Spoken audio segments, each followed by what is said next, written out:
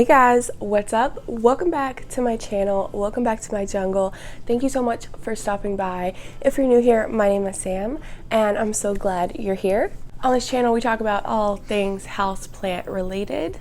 So if that is your cup of tea or Joe, then feel free to hit the subscribe button, stick around, come back. Oh, the sun's coming out, yay. So in today's video, I thought we could talk about imperfect plants. And I thought that I could share a few plants from my collection with you guys that are definitely wouldn't be considered perfect or Instagram worthy, I guess we could say. But one of the biggest lessons that I've learned when it comes to being a houseplant collector, a plant parent, especially whenever you get a larger collection, our plants, even the more expensive ones or the more Instagram famous plants, they're not always going to look their best selves all the time. And some may never look good. Some plants, they start going downhill and they just never look good. Whether it be they grow funky leaves or they get crispy leaves, they get spider mites over and over, whatever it may be. The truth of the matter is we all have plant struggles. We all struggle with plants. And anyone who has owned houseplants, especially a larger collection, for more than I would say a year, they had definitely struggled too. The point of this video is just to show that fact that we all do struggle with our plants. Nobody is the perfect plant parent, and even though sometimes our plants may not be Instagram worthy, they're still worthy of love and they're still worthy of being shown off and talked about. So yeah guys, we're not going to waste any time today. Let's go ahead and jump right on into the video and take a look at some of my imperfect houseplants.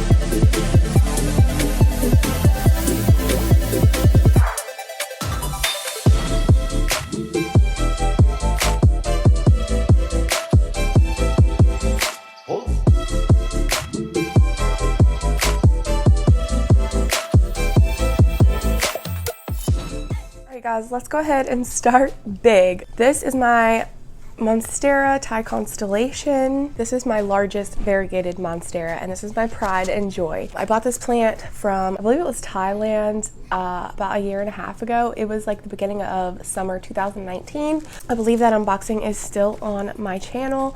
It was kind of like one of my first uncommon or expensive plant purchases actually. It came to me as a teeny little baby. It had, I think, 3 leaves and they were all smaller than this. I mean, they were smaller than my hand.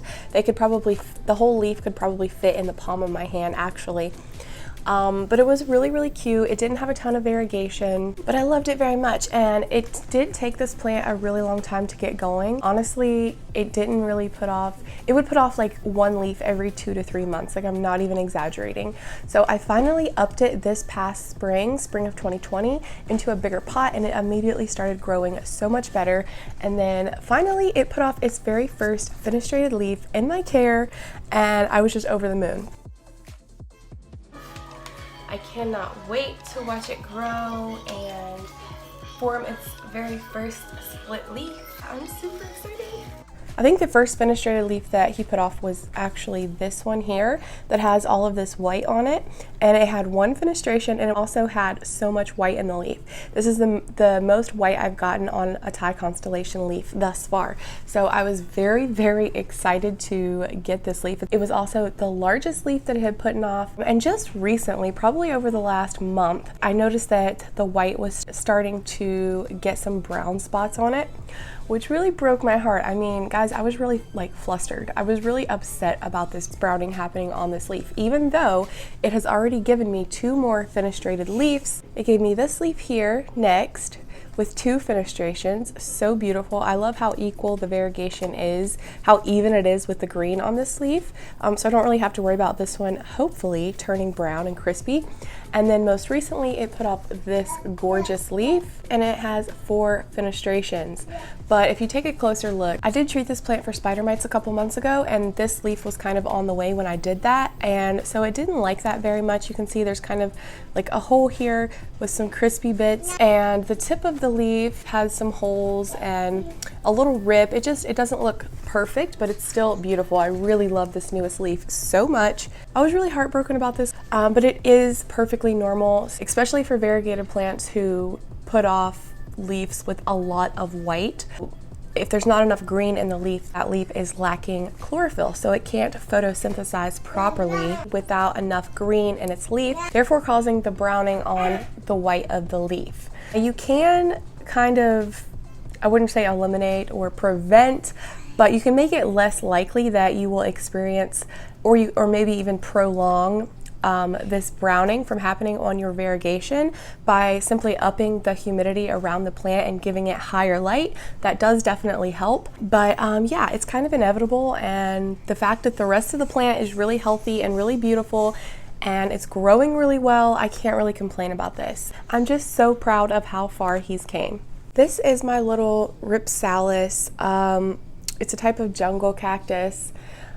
I was so excited to get this little Ripsalus. It's the first one that I had ever purchased, and it was just so cute, and like it looks like just little like sticks everywhere, and when it's sun stressed they turn like this really pretty orangey red color.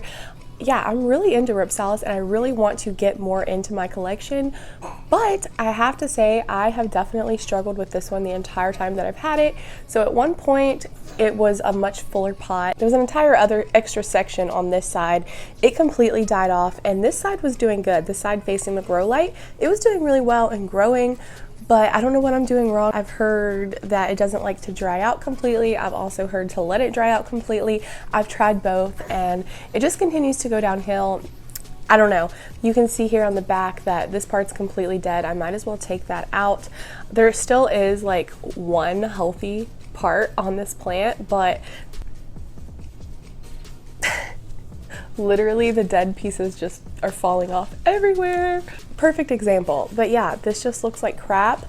But you know, I'm not giving up on it. As long as there's still healthy pieces on the plant, I'm going to continue to try different methods to try and make this plant happy. But it definitely looks like crap, and it's just kind of like, it looks like a dead plant in a pot is what it looks like. It's just what it is. I mean, this isn't an expensive plant by any means, but I did really love it, and I was really excited about it. So I am pretty sad that it's struggling and not doing well. But hopefully we can get this one figured out, and if not, then I'll just get some more Ripsalus and try again perhaps. Ripsalus, super sad, but it's okay. It's okay. It happens. Okay, so I'm actually struggling with a few of my begonias right now. I can't even lie.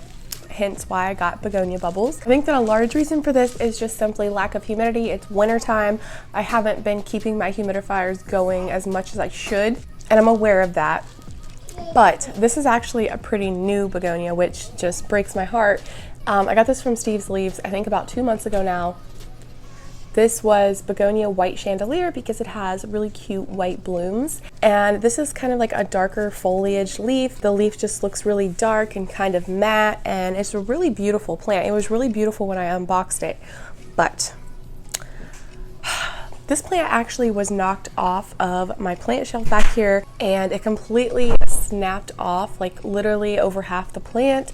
I tried to put that piece in water to propagate it, but it just died. The cutting wasn't actually a cutting, it broke off, but the cutting did not take. I ended up having to throw it away. I lost it, so I lost half the plant, and as you can see, the leaves that were remaining have completely rolled up and crisped up, and yeah, they're just making their way out.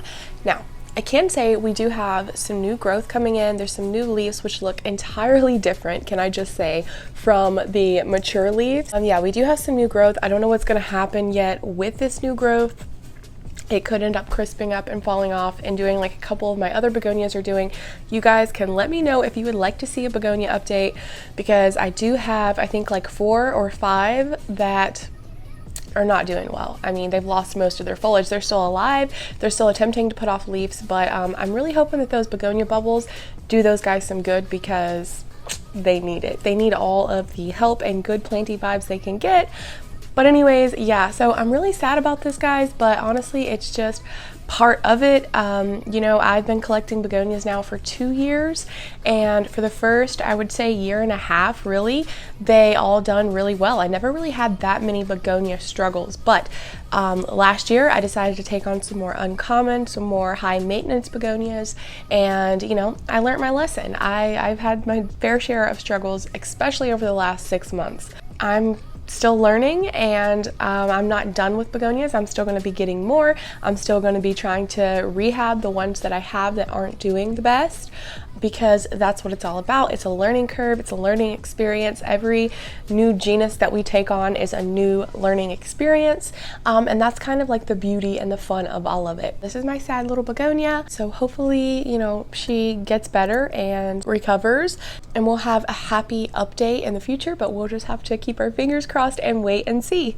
It does usually tend to take me a long time to completely give up on a plant, even if they've lost all their leaves and they haven't put off a new leaf in like 6 months. Like, it's still hard for me to give up on that plant and just throw it away. I have a hard time with that, but sometimes it's okay. Sometimes that's just what it is. You learn, you just can't take care of this certain type of plant, and you just give up on it, and that's okay. That's okay. It's not shameful or a bad thing to admit that you failed at something, or that, you know, that you failed at something that you're supposed to be good at. It's not a flaw. It's just part of this world. It's just part of being a plant collector. So up next, we're going to talk about my Anthurium forgetii, which also had spider mites. I literally got this, and it wasn't even a month later I had my bad spider mite infestation, and this one had it. I couldn't believe it, because it wasn't even setting close to anyone that had it, so I was just like mind blown. But it did, and it lost all of its leaves. So if you remember when I got this, when I first unboxed it, it looked really, really good. But the days following that unboxing, all of the leaves started to crisp up, and it did not handle shipping well at all. It's a very velvety, kind of like a suede texture, and yeah, it didn't handle shipping well at all. And then on top of it, it got spider mites, so that's fun. It did recover. I did get rid of the spider mites as far as I know, I hope. Might need to check again, because you never know, honestly. It's winter time, so it's just been like this non-stop constant battle with spider mites. But I had to remove all of his older leaves, which was just such a shame, because he did have several and they were beautiful.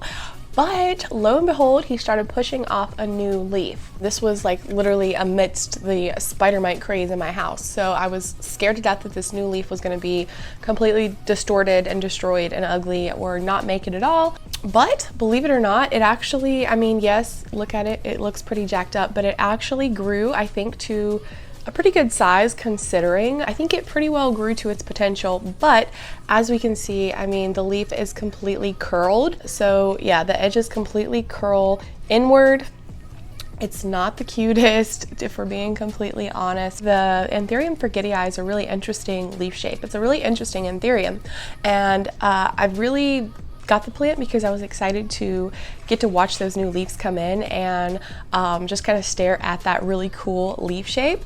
Unlike many other Anthuriums, this one in particular doesn't have those dipped lobes or those ears that many Anthuriums and aroids in general have. So I just thought that was so cool. It's more of like this oval or rounded lobe rather than a dipped lobe. So as you can see, this Anthurium currently looks like absolute crap, and even the new leaf is just not that cute. But to me, I'm really happy with it, because despite everything he's been through, he did manage to push off this new leaf, and he did manage to grow it to its full potential, I think. And believe it or not, he actually is working on another new leaf right in here. I'm really excited. And once he does finally start putting off those healthy, beautiful leaves, and they look how they're supposed to look, if that happens, I mean, we're hoping, then it's just going to be so much more rewarding, because I was able to wait through this phase that he's going through to get him in the health and to the point that I wanted him to be in when I purchased him. It's just so rewarding in that way. But if not, if he wants to continue pushing off funky or ugly or misshapen leaves, you know, maybe that's just his jam. Maybe that's just his thing, and I'll be okay with that too. I'll still love him just the same. He is currently living in sphagnum moss, and he seems to really be enjoying that. But we're just taking it day by day. Yeah, my funky, crazy, still beautiful Anthurium forgetii. Similar to my Anthurium forgetii, this guy also had spider mites, and if we look here at his newer leaves, they are absolutely gorgeous. I mean, beautiful. This is the molted Syngonium or Syngonium army. The new leaves are gorgeous. Look at this. It's like half and half. So daggone pretty, and these leaves are a lot larger than its previous leaves. But if we take a look down here at his older leaves, I mean, guys, look at this. It's kind of crazy. Look how jacked these are. This doesn't look like any type of arrowhead leaf shape that I have ever seen in my life. Look at this one. So the leaves are very like skinny and slender. The sides are kind of like curled inward, similar to the forgetii. And yeah, the leaves just ended up coming out very, very aggressively deformed. And that was strictly due to spider mites. It put off these leaves while it had spider mites, and then it took it a little while, like it took it putting off another extra leaf to really balance itself back out after having spider mites. So he is funky indeed, but you know what? I said this in a previous video when I was talking about my Syngoniums, that I actually kind of really liked these leaves that he put off whenever he was dealing with the whole spider mite issues, because they're just so unique and funky. The sides are like ruffled. I mean, it's cool. And then on top of that, the variegation just came in really crazy. It's almost like spotted. Look at that. Isn't that really cool? So all in all, I didn't mind that he was putting off these funky leaves. Obviously, we don't want my plants to have spider mites, but I think it kind of made this guy a little bit different and quirky, and I'm here for it. I love it. Don't get me wrong, I am obsessed with these new beautiful leaves, and this is how this plant is supposed to look. But I think that these funky guys really give him some character and some pizzazz, and yeah, like I said, I really like it. So spider mite damage, you know, you got to look at the good, the positives with the negatives, you know, of situations is kind of what I'm learning, I guess I should say. Really cool. We're almost done. This is my Philodendron hastatum, a silver sword, and it doesn't really look like a silver sword. This is the narrow form, which I didn't know when I got it, and it's never really been a beautiful plant, if I'm being honest. It's always grown kind of weird and strange and put off just really weird, funky leaves, and it's just never been a beautiful plant. I've taken a couple different cuttings off of this because many times when our plants are growing like that, like stunted or just weird and ugly, you can cut them back and propagate them, and it will encourage new growth to come in, new, more healthy growth, larger leaves. Many times it will, but in this case it hasn't. I think I've propagated him like over the last 6 months, probably 3 times, and sold his cuttings. And the cuttings are much cuter than the actual plant. Let me just say that right now. But even still, every time I've cut it and it's shot off a new growth point, it's the same thing. So you can see here, he's got these 2 older leaves, which aren't looking the cutest, if we're being honest. They're getting kind of yellow. And then look at this, guys. I cut him a while back and he literally shot off the ugliest little tiny leaf ever. I'm like, what the hell is that? No idea. And then he like grew, look at that. He grew like in a loop, literally. He's recently pushed off this leaf since the last time I cut him. And look at this. He was trying to put off another new leaf and completely did the weird worm thing, choked himself out, and actually snapped the new leaf off of the petiole before it could even come out. So I guess I probably need to like cut that off or something. I don't know. That leaf is clearly not going to come out and it's stuck. Yeah, that's really sad. Like if you look, that's the leaf. Look at this. He literally snapped his own head off. Insane. Insane. My silver sword, super ugly. I've contemplated selling this entire plant many times, and honestly, no one, I've posted it for sale, but no one's ever bought it. They've bought his cuttings, but they've never bought the mother plant. So I'm just like stuck with it at this point. I'm like, okay, I just removed the listing. I'm like, okay, I'm just gonna keep you, you ugly, ugly thing. But it's okay. I still love him nonetheless, even though I'm picking on him right now. But I just noticed he does have another new growth point coming in here. So maybe, just maybe, he will get his ish together and finally grow right, and grow with some integrity. But honestly, I'm not counting on it. I'm not counting on it at this point. So my ugly philodendron silver sword, it is what it is. We still love him and it's totally fine. Totally fine. Last but not least, we have my beautiful Begonia looking glass. I really love this Begonia, guys. Oh my gosh, but I would be lying if I said that I haven't struggled with it. Now, don't get me wrong, he has grown tremendously since I got him. You can see he's like really tall and crazy. From a distance, right, he looks pretty good. He looks pretty. But if we really get up close in this guy and take a better look at those leaves, you can see some of them are a little bit transparent, quite literally see-through.